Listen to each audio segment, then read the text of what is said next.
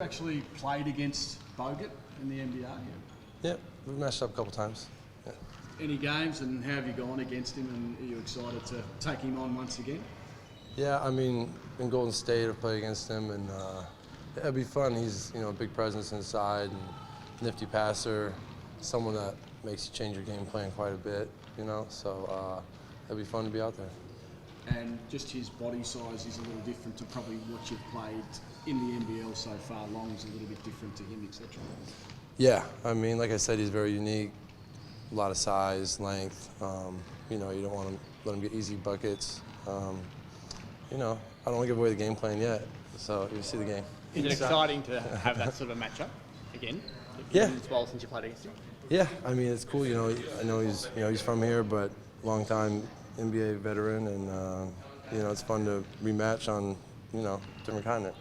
Do you sort of thrive or get excited by that opportunity to go head to head with the biggest and the best one over here, but the fact that it will be physical and pretty tough going? Yeah, I mean, that's something, if you're a competitor, you look forward to, and I can already tell, the town's gearing up for this, playing at home again, which is fun for us, and this is a big game. How much did you scout from, you played a lot against him when you were with Phoenix, but how much did you scout from back then, and knowing that change for now, because obviously he's changed, a bit older now? Yeah, I mean, we're all getting older, but having played against him in the NBA, I think does give me a little bit more experience. A lot of the things guys do here, game planning against him are very similar to what you do in the NBA, because, it's not like he's radically changed who he is as a player either. So, like I said, it's experience, and I'll lean on that, and it should be a good match. Did you reach out to Brother Mason at all, because he obviously played against him in the World Cup qualifiers? No, not yet, but today would be a great day to do that. Tell us about this game and the importance of it. It looks like top spot's going to be hard to grab, but you're still there with a bit of a chance. Yeah, like I said, this game's huge. Every match is really important at this point, and we really focus on the details today, getting our rhythm back offensively, and working together, which is I think what makes us so tough is we're unselfish, and like I said, just getting our rhythm back in the details. And Tarico trained. Are you confident that he'll now play? I'm not the trainer, but he looked good to me, and I mean, my feeling is that he will. Hope he does. Oh, sorry. How's your adjustment into the NBL as far as officiating? Have you gone to any of the players for any help with that? Yeah, Nick talked to me last game, and it is different, and I'm doing my best to adjust. Not to get frustrated. I got to be on the court if I want to help. So, yeah, it's different in NBA. You appear to be frustrated a little bit on Wednesday night. Do you find that the other teams are targeting you to try and pick up those fouls, get you in trouble early, and then hopefully get you out of the game? Yeah, I mean, I can tell, and if I were them, I would too. But I just get frustrated, when you reward flopping more than playing the right way. That's how it feels a little bit. And just consistency, if you're going to call it one way, call it that way the whole game. It makes it hard to read, and I've only been here for 4 games, so. But, all you can focus on are the players. It's part of the game. Same for both teams, and, I can't let that affect my mindset. That foul called where you tried to dunk defensively, were you surprised that was a foul, or is that a foul straight up? Well, I mean, I know it probably looks silly, but I didn't want to fall down and break my wrist. I thought it was smarter to hold on to the rim than, he had me.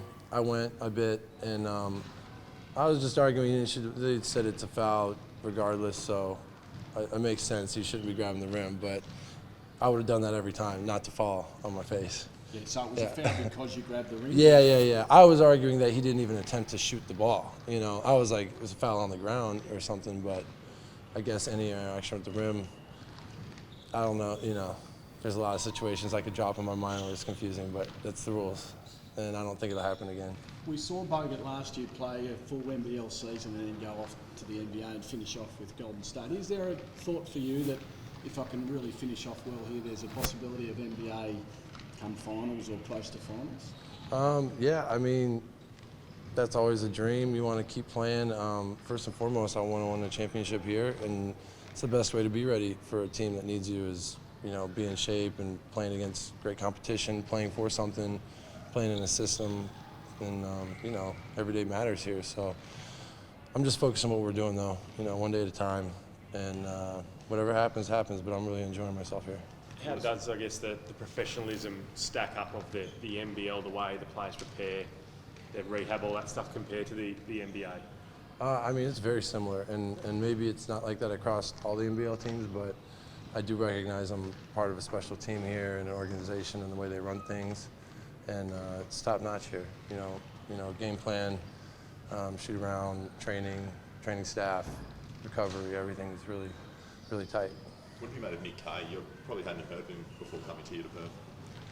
Yeah, he's you know, really well-rounded player, great demeanor on the court. You know, I keep looking up at the end of every game, and he's got 20 points. You know, kind of doing it all. Really impressive and great teammate. Here to break out tournament of the World Cup. Is he a player you think that could find a spot in the NBA one day? I definitely think so. You know, it's just finding the right place and right opportunity. You know, he's got the skill set, size. He's strong. You know, can finish, shoot the three, and I think the biggest thing is he's smart. He's just a really heady player and knows how to, you know, win games. And as far as playing off him, surely it makes it a bit easier driving here with a guy that you can partner with that front court with. Yeah, I mean, it'd be a lot more difficult for me to get acclimated if I wasn't playing with guys that know how to play that well, and it makes my job so much easier. I can make reads. I know how to bounce the floor with him out there. If it was someone that didn't know how to play like Nick does, it would be a lot more difficult. Just quickly, you came from China.